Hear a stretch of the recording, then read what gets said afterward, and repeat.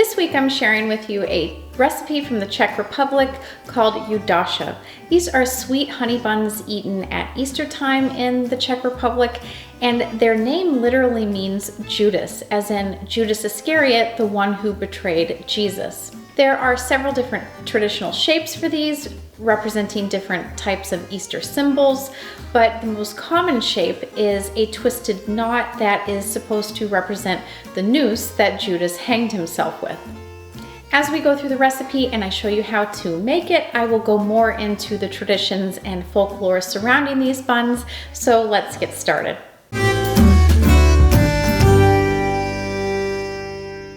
So before we get into how to make these buns, I'm going to talk a little bit about Czech flour. Right here I just have bread flour, as you can buy in the United States, and this is the high gluten flour that you buy for bread making.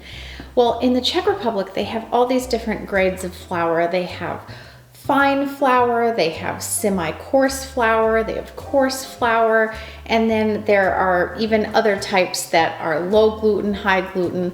And so this recipe and a lot of sweetbreads in the Czech Republic call for coarse flour or semi-coarse flour. This particular recipe calls for semi-coarse.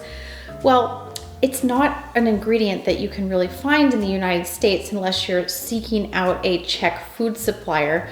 So I am going to make the recipe two different ways. I'm going to make the same ingredients and make the recipe using just American bread flour. And then I've placed an order with a Czech food supplier, and that'll be here in a couple of days. And I'm going to remake the same recipe using the Czech semi-coarse flour.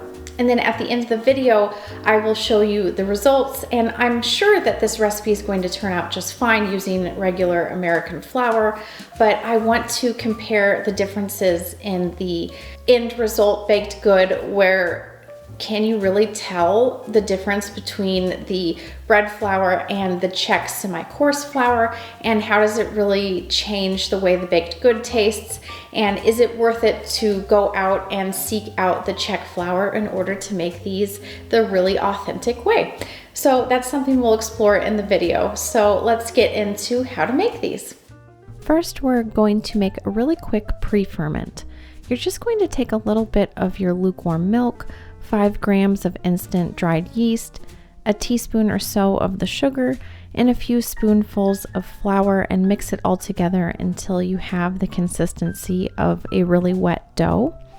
And then you're going to cover that and place it in a warm spot for 30 to 45 minutes or until it is spongy and risen. Now mix together the rest of your ingredients. Place the remainder of your 500 grams or 4 cups of bread flour into your bowl, and add in the remainder of 50 grams or a 1/4 cup of sugar and a 1/4 teaspoon of salt, your yeast mixture, and 1 beaten egg yolk. Turn the mixer on low and slowly add in the remainder of your 200 milliliters or a scant 1 cup of lukewarm milk. And when the dough starts to pull away from the sides of the bowl, start adding in 60 grams or 4.5 tablespoons of unsalted softened butter. If you find that your dough is a bit too wet like mine was, you can add in a tablespoon of flour at a time until you get the right consistency. Now let the dough knead on medium speed for about 10 minutes or until it can pass the window pane test, which is where you stretch a piece of dough, and if it doesn't break or tear and you can see light through it, then the gluten has properly developed. So while the dough is mixing, I'm going to tell you a little bit about the traditions surrounding these buns. Traditionally, they're eaten on Holy Thursday or Maundy Thursday. This is the day on which Christians commemorate the Last Supper, the supper right before Jesus was betrayed and crucified on the cross the next day. And in the Czech Republic, sometimes, depending on what region you're from, they're sometimes eaten on Good Friday instead. There's a lot of superstition and folklore surrounding Eastern European cuisine, and particularly for these buns, the honey on them is said to ward off snake bites and poisoning for the whole year, but only if you eat them on Holy Thursday. Now, Easter traditions in the Czech Republic are really elaborate, and they start an entire week before Easter begins on Palm Sunday. The following day in the Czech Republic is known as Blue Monday, and traditionally, this was a day on which people were not supposed to work, they weren't supposed to go to school, and they were supposed to rest and gain up strength for the rest of the week. And following Blue Monday is either Gray Tuesday or Yellow Tuesday, and that depends on who you talk to, which color they designate for that day. But these are the beginning of the cleaning days of Holy Week, the days in which everybody begins to spring clean. And on Gray Tuesday, you're supposed to sweep away the cobwebs and wash the windows. That's what the color gray refers to. And yellow is in reference to the sunshine rays coming through the just freshly clean windows. And then comes Ugly Wednesday, and this is the major spring cleaning day of the week before the Easter festivities begin. So setting aside Ugly Wednesday, the cleaning days in the Czech Republic for Holy Week have ended, and now on Holy Thursday or Maundy Thursday, the religious festivities of the weekend begin, the Great Holy Triduum. And on Holy Thursday, Christians commemorate Jesus celebrating the Last Supper. And while he was celebrating the Last Supper, he looked amongst his apostles and he said, "One of you at this table has betrayed me." And Judas famously said, "Is it I, Lord?" And so on this day, the Czech people eat Judas buns for breakfast, and those are the ones I'm showing you in the video today. As I mentioned before, if you eat honey on this day, it's supposed to be protective. Now, the folklore says that if you eat bread with honey on it on an empty stomach on the morning of Holy Thursday, then you will be in good health the rest of the year, as well as be protected from snake bites and bee stings and any kind of poisoning. And pieces of this bread with honey would also be given to livestock and cattle to protect them as well. And then also a piece of it ripped off and thrown down the well to keep the water in good health for the coming year.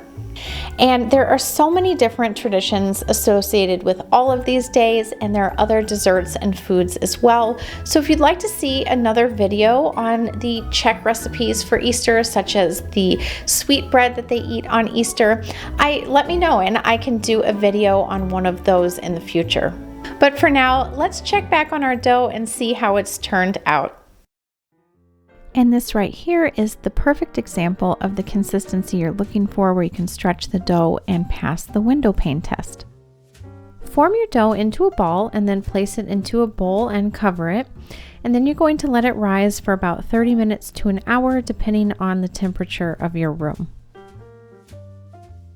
Look at this handy option my new oven has. It's a bread proofing option. I'm pretty excited about it. Makes it pretty convenient to rise bread, especially when it's winter time. Once it has doubled in size, you're going to punch it back and then divide it into about 15 to 17 pieces. I weighed my dough and then divided it, and 55 grams is what I came up with, which gave me about 17 rolls. And you don't have to weigh your dough and divide it this way. It's just the best way to get really even shapes and sizes, so that you don't have really big rolls and really small rolls, and then they don't bake evenly in the oven. But you can do it another way if you'd prefer to not use a scale. You could just divide it down the middle and then divide that into little sections, and so on and so forth.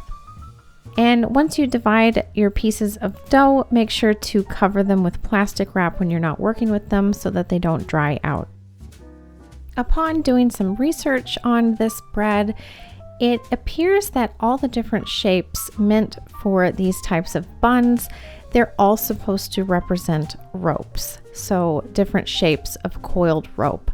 So there's the one that's twisted with the knot at the top, and that's to be the noose that Judas hung himself with, but the rope is supposed to be reminiscent of that, whatever shape it's in.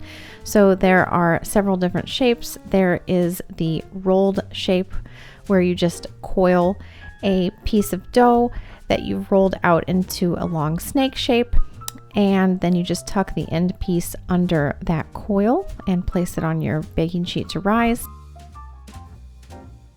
Then the next shape, You make them all into a coil about 10 to 12 inches long. This one you flip over onto itself and then twist the bottom, and then just pinch those bottom pieces of dough so that they don't come apart when they're rising and baking. And this is the noose shape. And then once again, roll out your dough, and this you curl and coil on one side, and then you bend back and coil it in the opposite direction on the other side. And these ones I find are actually reminiscent of St. Lucy's Day buns from Sweden. And then there's the coil where the coil is facing itself. So you roll it inward and then roll out another piece. And this one is going to be a knotted rope. So you put your dough over the top and then take the other piece and tuck it under inside the hole. And then you're going to take both of those and just tuck the end pieces of dough underneath so that they're not sticking out. And that is the knotted rope. So then place all of them about 1 to 2 inches apart on your baking sheet and cover them with plastic wrap. And then you're going to let those rise for about 30 minutes. And those are just rising in my proofing cycle in my oven. And then you're going to make an egg wash that you're going to brush them with right before baking.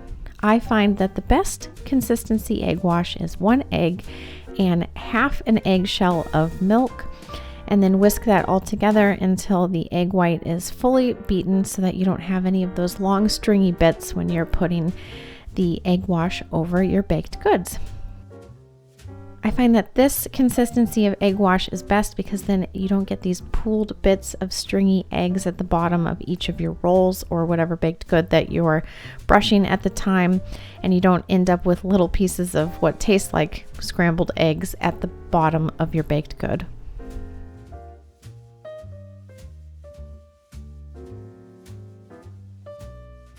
Then you're going to bake them for 15 to 20 minutes in a 375 degree Fahrenheit or 190 degrees Celsius preheated oven. And so that they bake evenly and none of the corners and edges burn, I find that if you turn the tray halfway through baking, it gives the best and most even results. Then you're going to, as soon as they come out of the oven, you're going to heat up about half a cup of liquid honey in the microwave for about 30 seconds, and then you're going to brush that over each of the buns. And I have seen some Czech recipes add flavorings to their honey. You could add a couple tablespoons of rum or a teaspoon of rum extract or any other flavors that are interesting to you. Let those cool and then serve immediately.